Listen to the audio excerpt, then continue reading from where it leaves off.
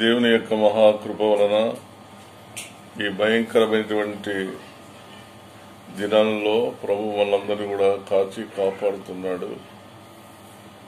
అనేక దేశాల్లో మరణ భీతితో నిండి ఉన్నారు. ఎప్పుడు ఏం సంభవిస్తుందో తెలియదు. ఇటువంటి పరిస్థితులలో క్రీస్తునందు మనం విశ్వాసం కలిగి మనం జీవించాలి. ఏ తెగులు నీ గుడారమును సమీపించదని వాక్యములో ప్రభు మనకు వాగ్దానం ఇచ్చినాడు. మనం సంపూర్ణంగా ఆయన యందు మనం విశ్వాసం ఉంచవలసిన వారమై ఉంటున్నాం. ఈరోజు మనం నేర్చుకుపోయేటువంటి పాఠం ఏంటంటే విశ్వాసం యొక్క సహవాసము. 91వ కీర్తన 14 నుంచి 16 వచనాల వరకు ద ఫెలోషిప్ ఆఫ్ ఫెయిత్. మొట్టమొదటి దినమందు మనం ధ్యానించినాం విశ్వాసం యొక్క పునాది క్రీస్తే. Christ is the foundation of faith. రెండవ దినమందు మనం ధ్యానం చేసినాం విశ్వాసం యొక్క శత్రువులు, ద ఫోర్స్ ఆఫ్ ఫెయిత్. మూడవ దినమందు మనం ధ్యానించినాం విశ్వాసములో గల ఫలములు, the fruits of the faith. నాలుగవ దినమందు మనం ధ్యానం చేసినాం విశ్వాసమునకు స్నేహితులు, ఫ్రెండ్స్ ఆఫ్ ఫెయిత్. మన ఫ్రెండ్స్ ఆఫ్ ఫెయిత్ ఎవరంటే దేవదూతలని మనం నేర్చుకున్నాం. ఈరోజు ఆఖరిగా 91వ కీర్తనలో నుంచి 5వదిగా మనం ప్రాముఖ్యమైన విషయం మనం జ్ఞాపకం చేసుకునేలా విశ్వాసము యొక్క సహవాసము, ద ఫెలోషిప్ ఆఫ్ ఫెయిత్. ప్రభు నామానికి స్తోత్రం చెల్లిస్తున్నాము. మనము క్రీస్తు విశ్వాసములో, ప్రార్థనా విశ్వాసము, వాక్య విశ్వాసములో ఉన్నట్లయితే ప్రభు మన సహవాసాన్ని బలపరుస్తాడు. ప్రభు నామానికి స్తోత్రం చెల్లిస్తున్నాం. The fellowship of prayer and the fellowship of the word of God. క్రీస్తుతో వ్యక్తిగతమైన సహవాసం కలిగి ఉండవలెను. ఈరోజు మనం నేర్చుకునవలసినటువంటి విషయాలు వచ్చేదంటే 4 ప్రాముఖ్యమైనటువంటి సహవాసము గురించి మనం నేర్చుకున్నాం. విశ్వాసం యొక్క సహవాసము. 1 91వ కీర్తన 14వ వచనములో రాయబడినటువంటి మాట ఏమనగా, అతడు నన్ను ప్రేమిస్తున్నాడు గనుక నేను అతన్ని తప్పించెదను. అన్యోన్య సహవాసం. రెండవది 14వ వచనములో 2వ భాగములో, అతడు నా నామము నెరిగినవాడు గనుక నేను అతన్ని ఘనపరచెదను. రెండవది వ్యక్తిగత సహవాసము, పర్సనల్ రిలేషన్షిప్. మూడవది 15వ వచనములో ఉంది, అతడు నాకు మొరపెట్టగా నేను అతనికి ఉత్తరం ఇచ్చెదను. ప్రార్థనా సహవాసం. 4వది చివరిగా శ్రమల యొక్క సహవాసము. శ్రమల గుండా మనం వెళ్ళవలసినటువంటి వారమై ఉంటున్నాం. కష్టాలను అనుభవించవలసిన వారమై ఉంటున్నాం. ఫిలిప్పు రాసిన పత్రికలో పౌలు రాస్తున్నాడు, మీ సహనము సకల జనులకు తెలియబడనీయుడి. శ్రమలలో అతనికి తోడై ఉండేదను. ఈరోజు మనం జ్ఞాపకం చేసుకున్నాలా ఈ 4 సహవాసములు వాటి యొక్క ఫలముల గురించి కూడా, ఫలితం గురించి మనము ధ్యానించవలసినటువంటి వారమై ఉంటున్నాం. మొట్టమొదటిది, అతడు నన్ను ప్రేమించుచున్నాడు గనుక నేను అతన్ని తప్పించెదను. అన్యోన్య సహవాసము, మ్యూచువల్ లవ్ అండ్ ఫెలోషిప్. దేవుని వాక్యములో రాయబడిన మాట, క్రొత్త ఆజ్ఞ ఇచ్చుచున్నాను. అదేమనగా నేను మిమ్మును ప్రేమించినట్లనే మీరును ఒకరినొకరు ప్రేమించండి.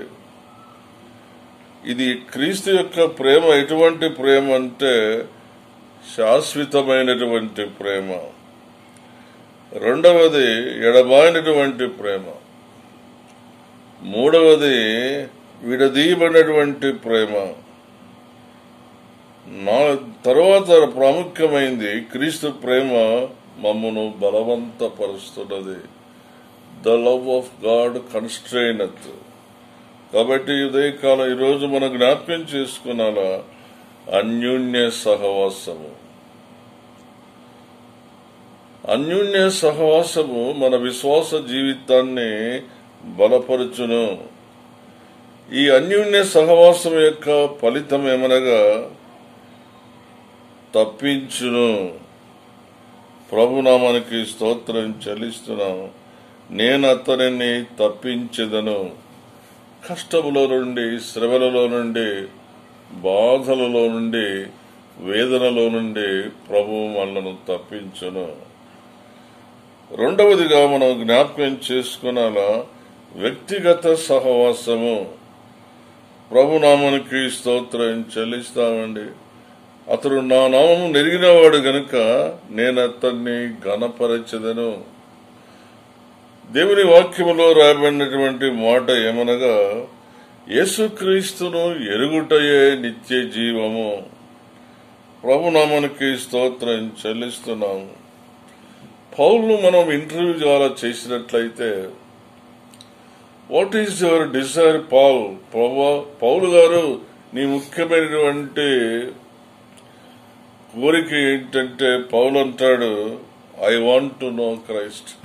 యేసుక్రీస్తుని ఇంకా తెలుసుకున్నాను.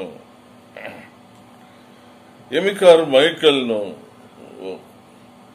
ప్రశ్నించినప్పుడు ఆమె చెప్పేటువంటి జవాబు ఏంటంటే I want to know Christ. యేసుక్రీస్తును నేను ఇంకా తెలుసుకునవలను.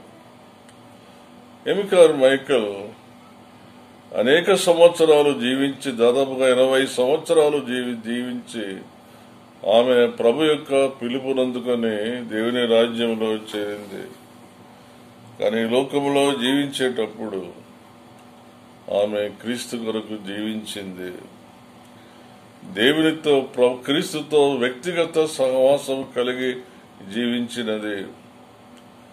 ఆఖరి దశలో 20 ఏళ్ల మరణించక ముందు 20 సంవత్సరాల పూర్వము ఆమె ఒక వీల్ చైర్లో ఉండి ఆమె యాక్సిడెంట్ లో కాలుపోయినందువల్ల వీల్ చైర్లో ఉండి అనేక మందికి రక్షణ సువార్తను ఆమె ప్రకటించింది. అనేక మిషనరీ పుస్తకాలు కూడా ఆమె రాసినది. ప్రభునామానికి స్తోత్రం చెల్లిస్తున్నాం. వ్యక్తిగతముగా ఎరుగుట, వ్యక్తిగతముగా దేవుని తెలుసుకొనుట చాలా ప్రాముఖ్యమైందని జ్ఞాపకం చేసుకున్నాం. మూడవది మనం గమనించినట్లయితే ప్రార్థన సహవాసం. ఇది చాలా ప్రాముఖ్యమైంది.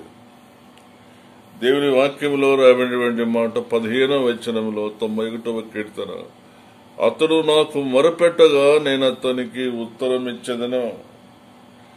యేసుక్రీస్తు వారు ఇంకా చాలా రాత్రి ఉండగానే అరణ్య ప్రదేశములకు వెళ్లి ఆయన ప్రార్థన చేయుచున్నాడు.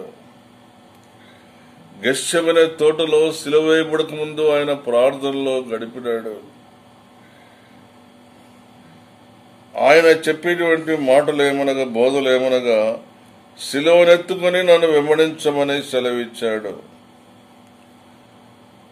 ఆయన యెరూషలేము యొక్క దేవాలయంలో నుండి ప్రతిరోజు సాయంకాలము కాలినడకలో వెళ్లి రాత్రంతా కూడా ఆయన ప్రార్థన చేసినట్లుగా వాక్యంలో మనం చూస్తున్నాం. యెరూషలేము యొక్క దేవాలయంలో నుంచి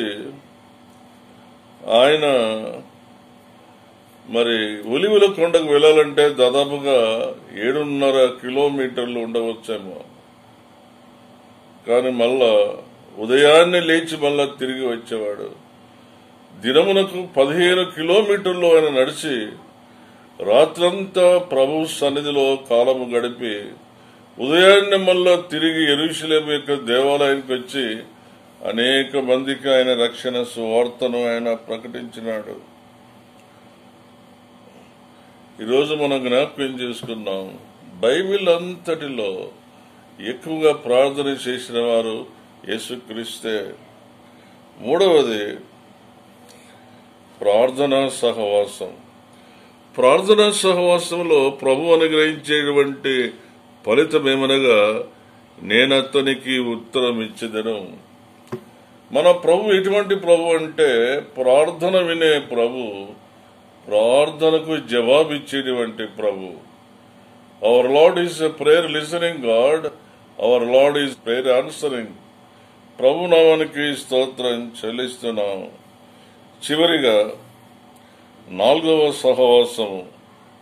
మొట్టమొదటి సహవాసము అన్యోన్య సహవాసము, రెండవది వ్యక్తిగత సహవాసము, మూడవది ప్రార్థన సహవాసము, నాలుగవది శ్రమల సహవాసము.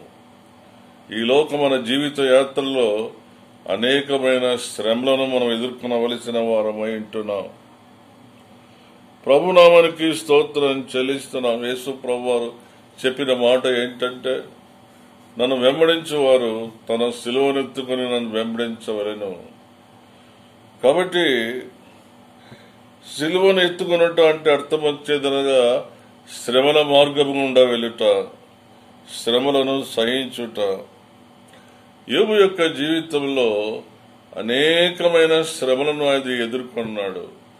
శ్రమలలో ఆయన జయమిచ్చాడు. నా విమోచకుడు సజీవుడని సాక్ష్యం ఇచ్చాడు. స్నేహితులు పారిపోయినారు, ప్రేమించిన భార్య దూరం అయిపోయినది. కానీ ఆయన ప్రభునందు విశ్వాసం ఉంచి ఆయన కొరకు జీవించినాడు, ఆయన కొరకు సాక్ష్యం ఇచ్చినాడు. నోటి మాటతోనైనను ఆయన పాపము చేయలేదు. స్టెఫన్ కూడా క్లిష్ట పరిస్థితులలో, శ్రమలలో ఆయన తండ్రితో సహవాసం చేశాడు. తండ్రి, వీరేమి చేయుచున్నారో వీరు ఎరగరు గనుక వీరిని క్షమించమని ప్రార్థన చేశాడు. అపోస్తలుడైన పౌలు ఫిలిప్పు రాసిన పత్రికలో రాస్తున్నాడు, there is a joy in suffering, శ్రమల యందు ఆనందం. శ్రమల సహవాసాలలో మనం ఉన్నప్పుడు ప్రభు మనకిచ్చే ఫలితం వచ్చేదనగా, ప్రభు క్రీస్తు మనకు తోడై ఉంటాడు. క్రీస్తు గొప్పగా దీవిస్తాడు, గొప్ప చేస్తాడు. ప్రభు నామానికి స్తోత్రం. అతన్ని విడిపించి అతనిని గొప్ప చేయుదును, దీర్ఘాయు చేత అతన్ని తృప్తిపరచెదను, నా రక్షణ అతనికి చూపించెదను. కాబట్టి ఈరోజు విశ్వాసం యొక్క సహవాసములో ఈ 4 రకములైన విశ్వాసములు, దాని యొక్క ఫలమును మనం తెలుసుకున్నాం.